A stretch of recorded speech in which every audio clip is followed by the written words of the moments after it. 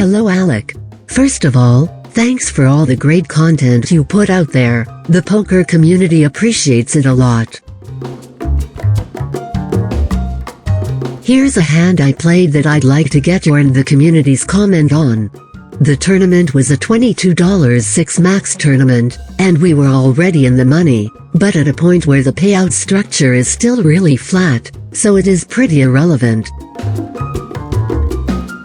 I get 8-9 off in the small blind, and it folds to the button who decides to limp. I have 16 big blinds in the small blind, and decide to limp as well, hoping to get to see a flop if the big blind who also had 16 big blinds doesn't shove. At this point, the range I give the button is most likely a connected hand, or a suited hand. I think if he had a strong hand, he would mostly open raise, hoping one of us would shove. The big blind checks. To the flop. The flop comes 10-5-4 rainbow, and it checks around.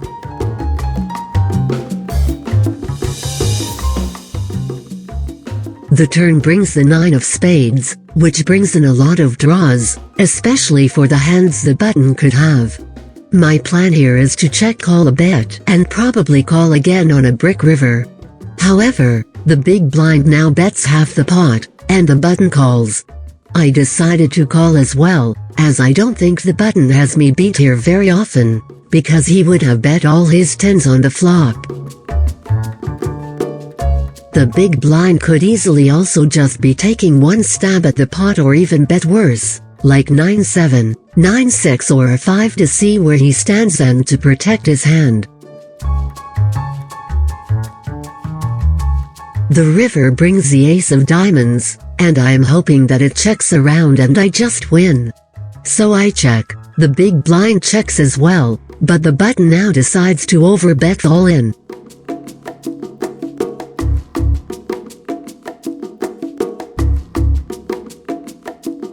Here's my thinking.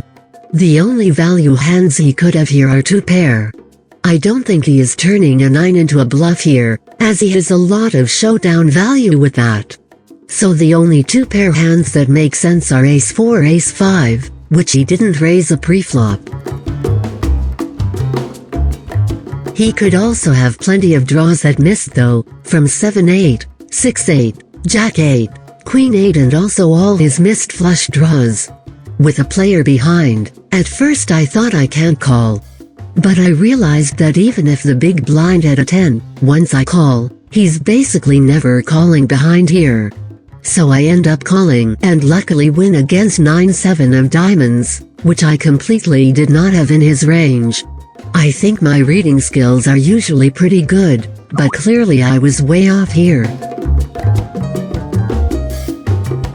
I think his shove here is just not very good, as he gets a call from a 9 or a 10 way too often.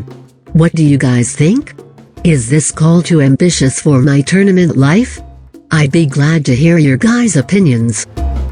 Thanks, Maxim.